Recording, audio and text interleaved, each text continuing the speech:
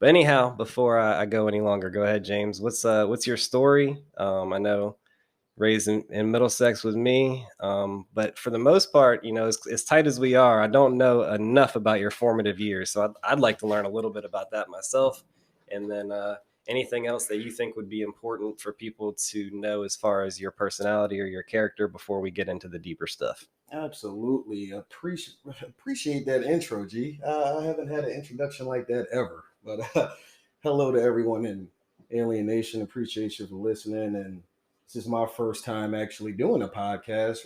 Believe it or not, I have been shouted out quite a few times there for some of the things that me and G have talked about over the years. But it's an honor and it's very exciting to be a part of something that I believe will grow to be bigger than what we could ever imagine. So appreciate that introduction. So as G was saying, my name is James Harris, and grew up in a small town in Middlesex County.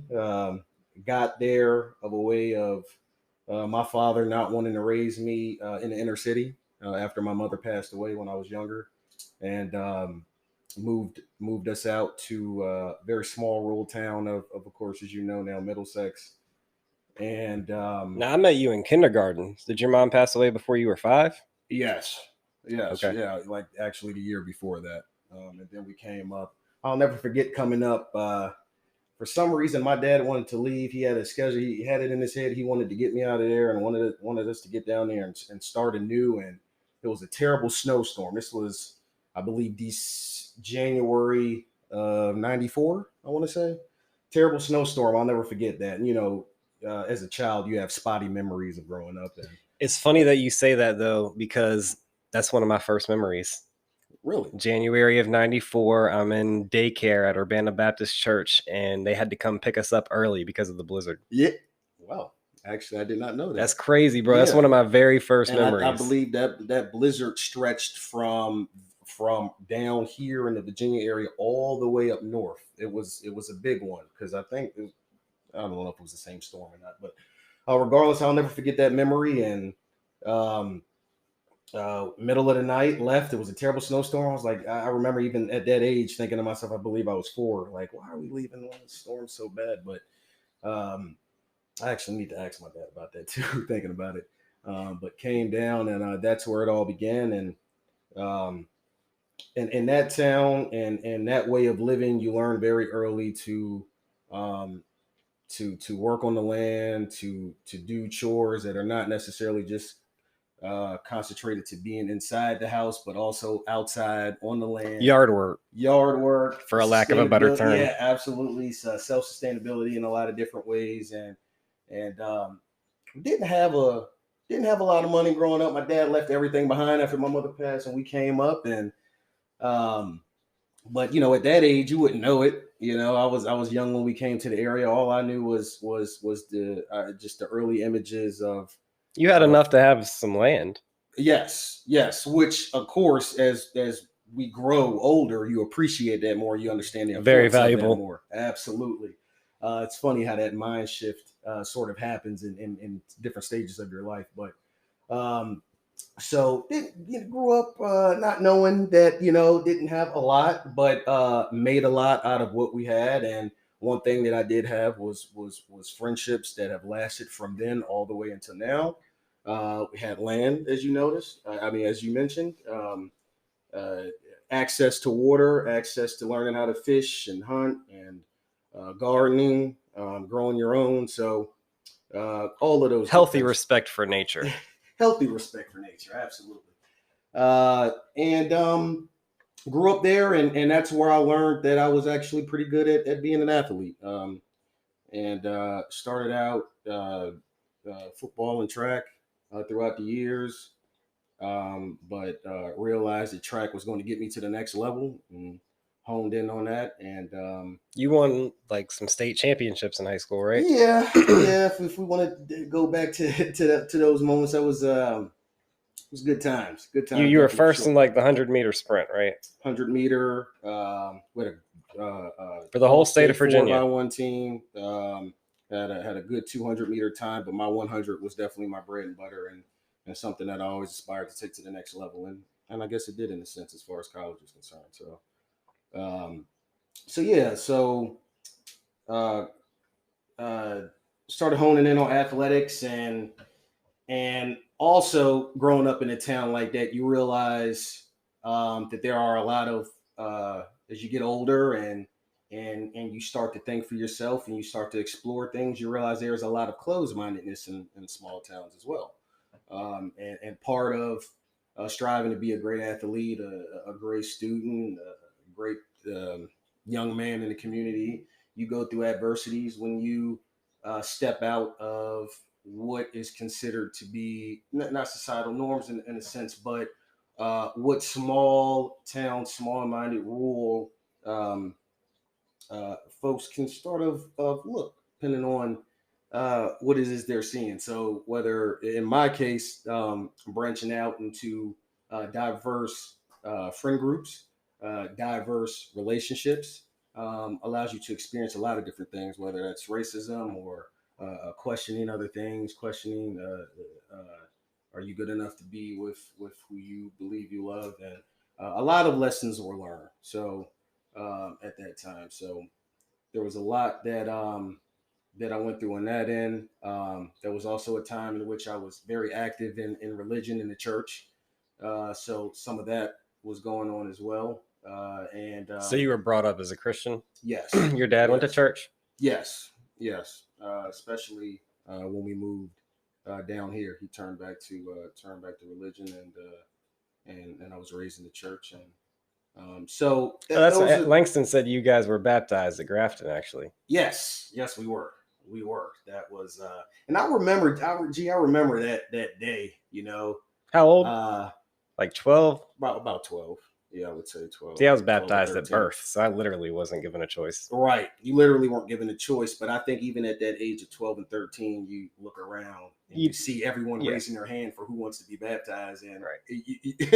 you can, how that works. So uh Not a completely free decision for Yeah, sure. yeah, as most of our decisions in society, but I'm sure we'll get to that. But yes, so and I say those things to give insight of earlier mindset, earlier experiences, Formative experiences. absolutely, and because those things I think mean more. Knowing those things mean more when you can see the growth or the shift or whatever you want to label it as.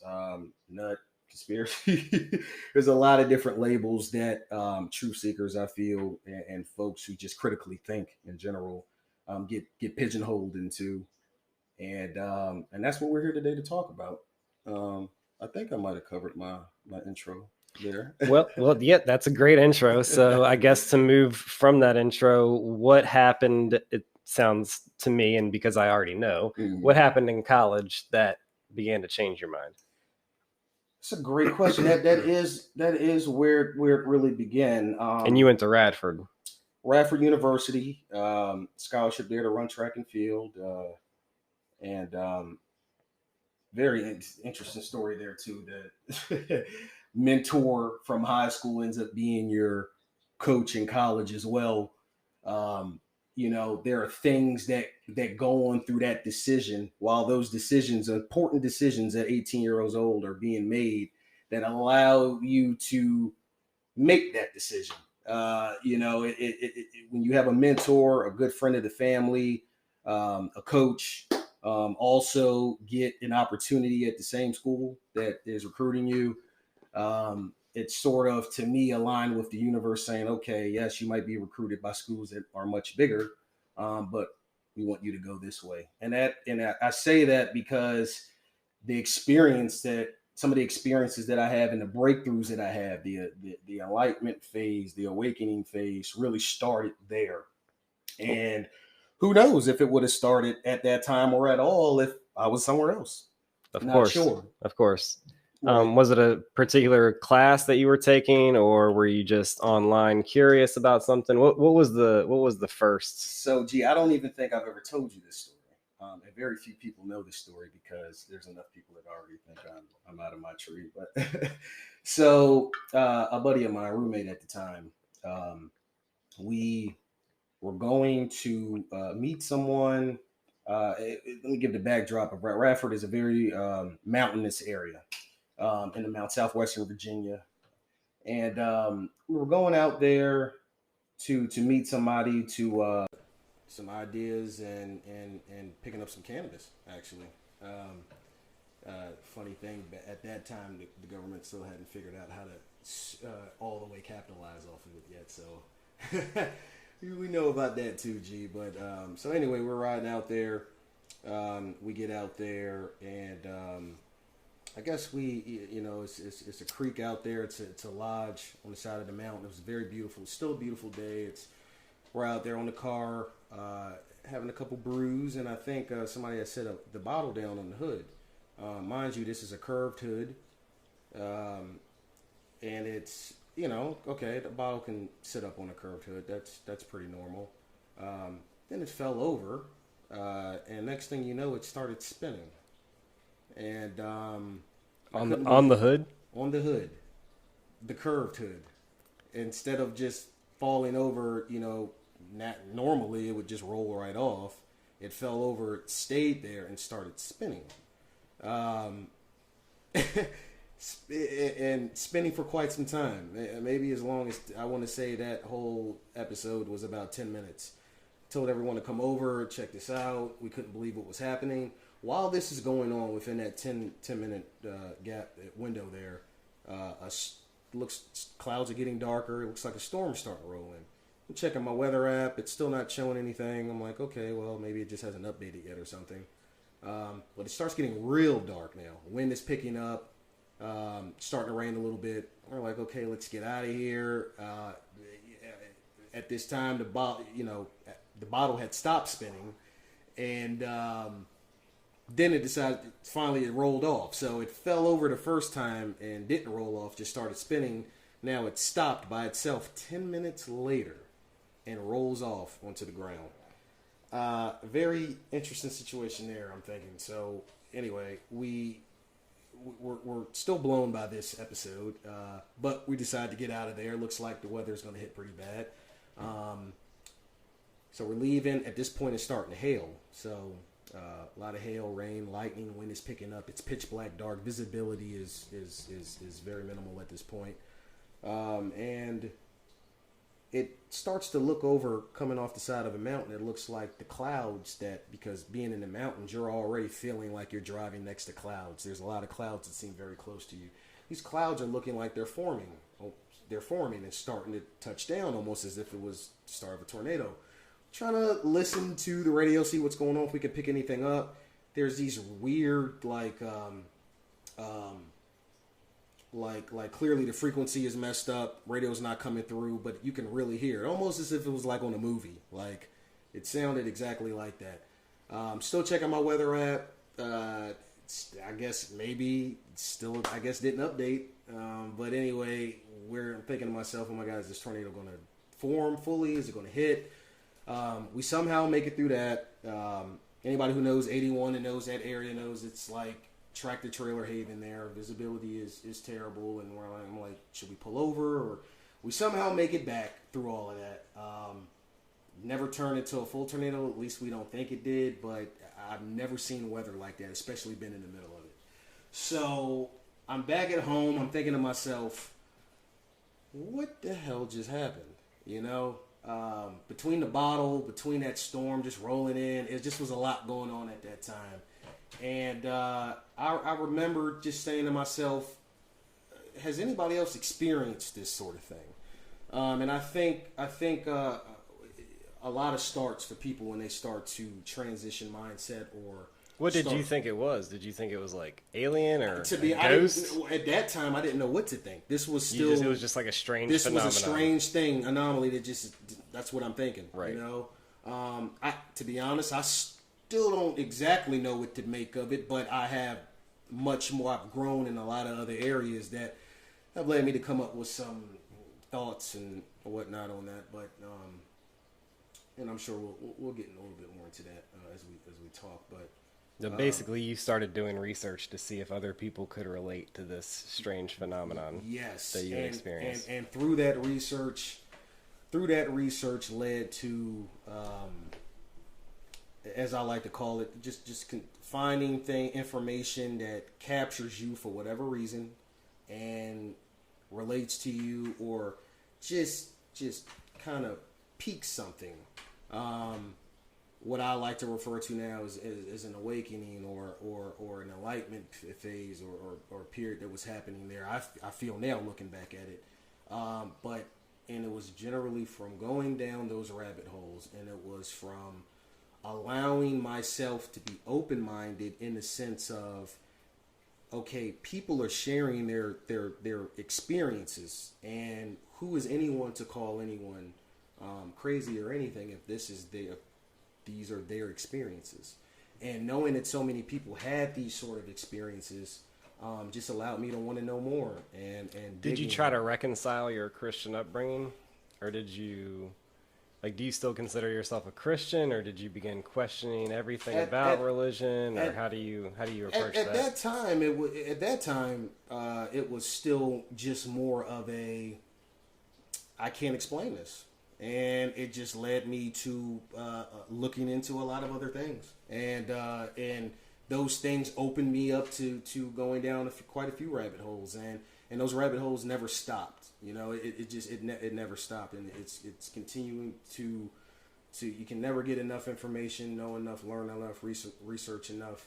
But a lot of the lanes and the rabbit holes that I tend to go down are ones that folks, I guess, either want to stay away from or don't want to know more about. I mean, that's the only thing that I could come up with a lot of it. But I think it's just a challenge to their beliefs. yeah, yeah, If you're comfortable, then there's no reason to challenge your beliefs. true.